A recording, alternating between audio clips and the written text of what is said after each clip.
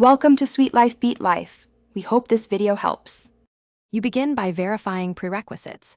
Confirm your kernel has TUN/TAP and the link layer driver loaded. You need privileges to create interfaces. Next, install the client tools such as OpenConnect or Network Manager plus Tunctel, Strong Swan for ISEC link layer setups.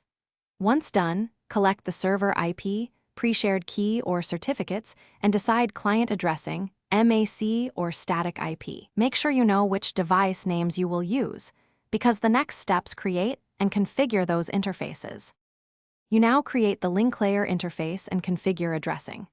Use IP-tuntap to add a TAP device, then set it up and assign a deterministic MAC and IP so remote peers match expected filters.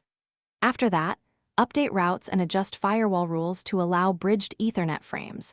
For host-based bridging, create a bridge and attach the TAP device so traffic flows at layer 2.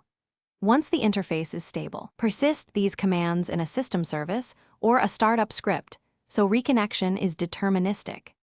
You finish by exporting a reusable VPN file or a systemd unit that runs the creation sequence, loads keys, and brings up the TAP interface automatically.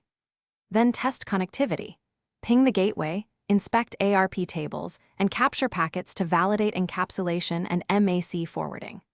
If things go wrong, check file permissions, ensure TUN/TAP kernel modules are loaded, reconcile MTU mismatches, and reevaluate firewall or bridge filtering rules. Finally, make incremental fixes and Thanks for watching. Consider subscribing if we helped you.